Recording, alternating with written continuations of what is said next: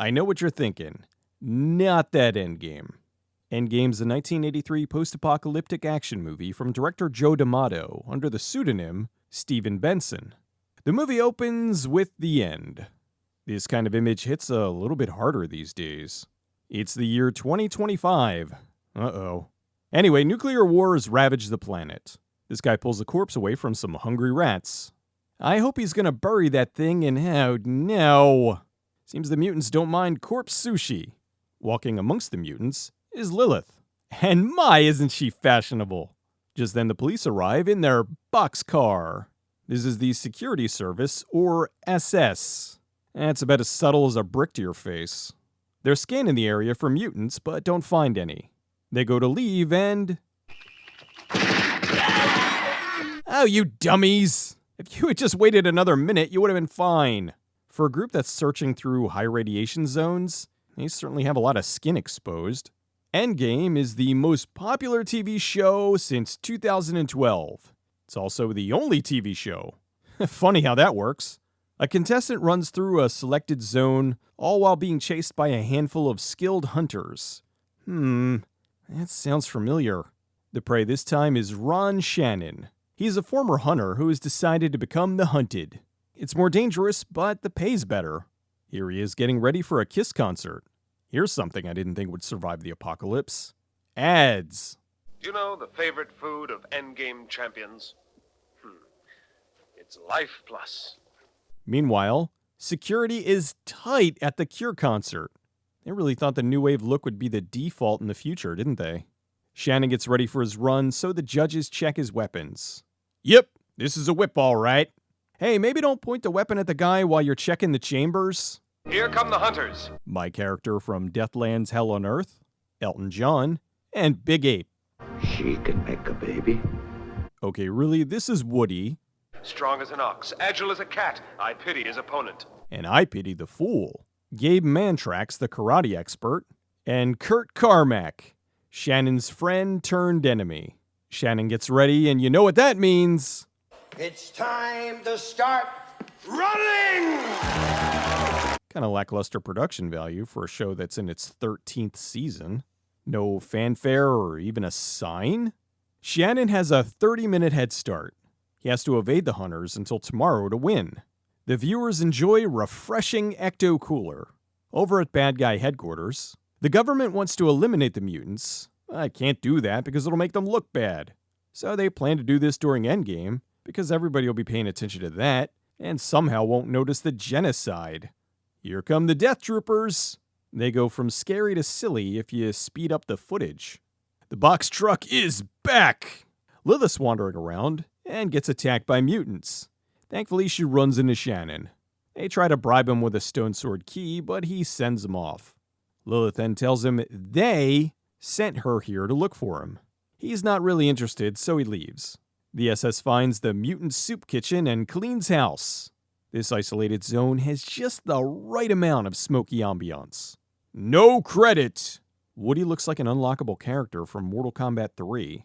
Shannon's stealth tactics seem to be bait the guy into doing something stupid. Over here! Over here!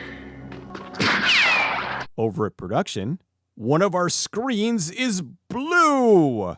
We're so good at this. Woody's out of ammo, so Shannon decides they should go melee. Woody misses, so Shannon goes in for the backstab. Shannon's looking for the next hunter when, Mantrax attacks Shannon, but for some reason he throws his machine gun. He then spends the next few minutes flip-kicking Shannon. Shannon surprises him and then judo chop!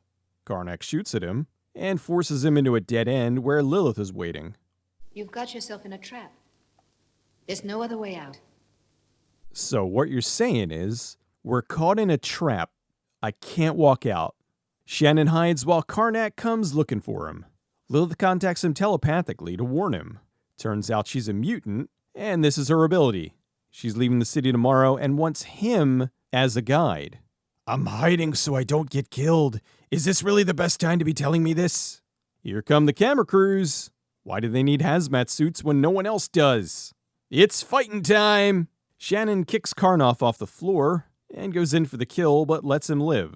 This means Shannon's the winner! Well, I guess the movie's over.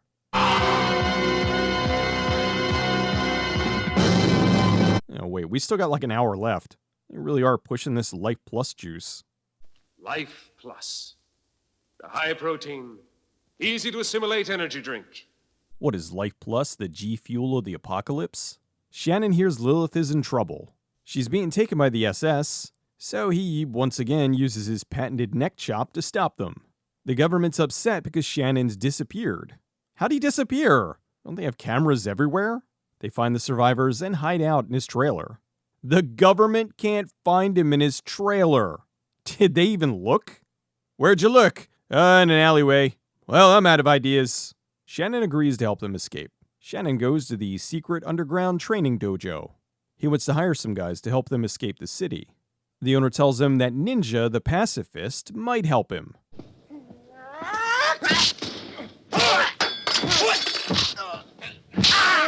Oh, he's that kind of pacifist.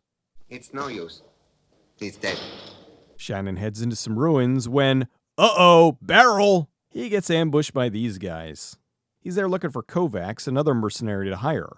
They go to a bar looking for the next guy. Is his name Pajama? Pajama! Goldfinger! Shannon tries to leave, but gets stopped by the SS.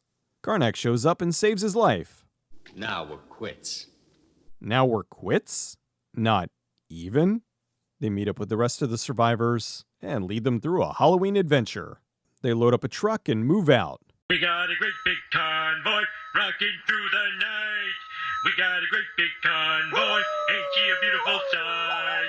Convoy. So getting out of the city seems pretty easy. While driving around, they find the remnants of that Geico caveman sitcom. They find an abandoned town. They tell Ninja to stay here, but somehow that translates to come with us. Ninja, you stay here. The town isn't empty, of course. Living there are the blind ones. Can you cover up my face again? These contacts are killing me. I'm gonna guess they're not really blind.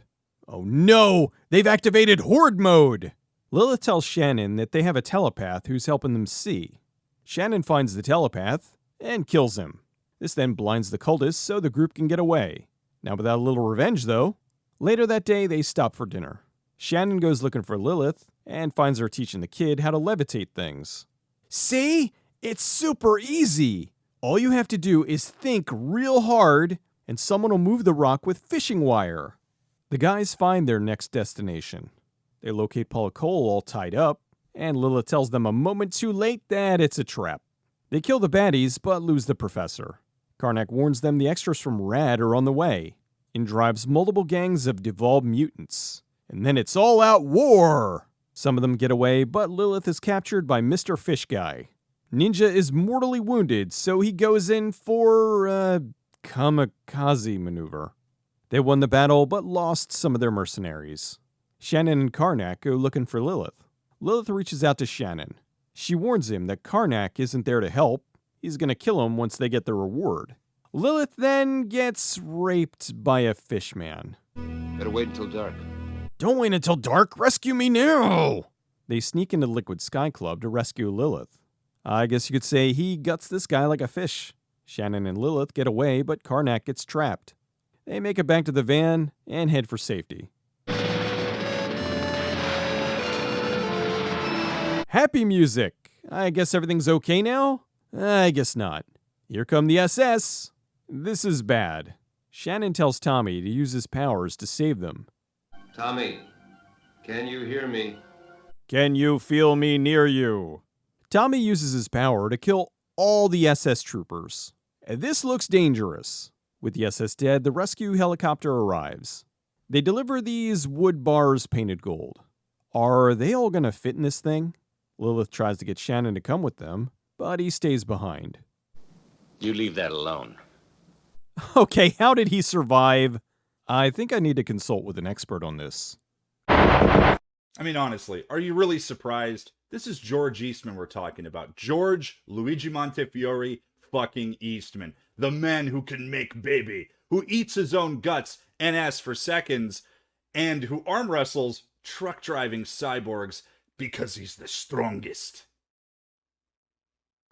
He tells them it's the final round of Endgame.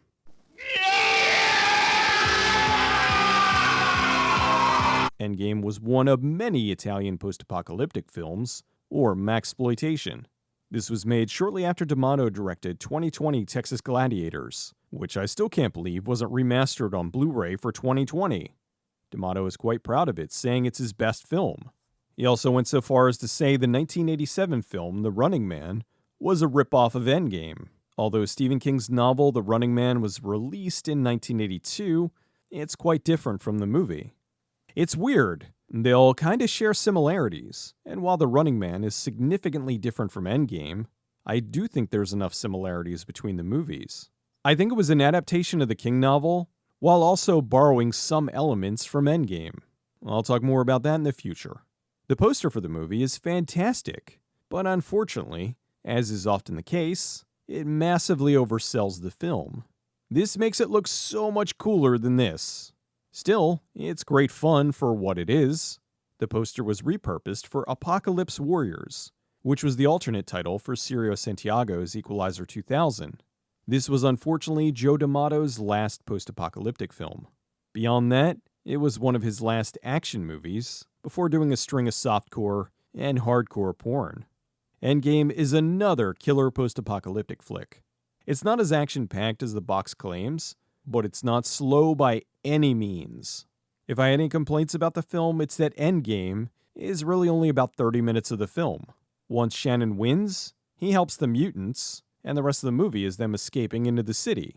It's still a good time, but a whole movie about the game would have been a nice change of pace. It did have some of the Italian exploitation regulars, like George Eastman, Gordon Mitchell, and Laura Gemser. That was definitely a plus. It even had badass Hal Yamanuchi in one of his earlier roles. Al Cliver was the hero Shannon here, and he was one of the carryovers from 2020 Texas Gladiators. Endgame is an exciting, energetic addition to anyone's post-apocalyptic library. It's got all your favorite tropes like leather pants, hastily constructed cars, Nazis, and others. It's fast-paced, filled with action, and doesn't try to bore you with a message. It ended on a cliffhanger, and I do wonder if a sequel was actually considered. Oh well, I guess I'll just have to make up my own ending in my head.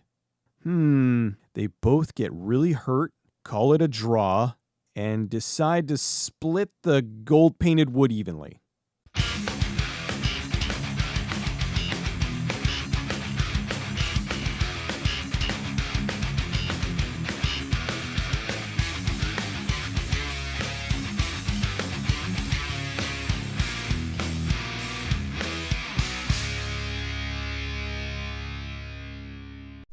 Care. I make the rules on this square of turf. I'm gonna kill you.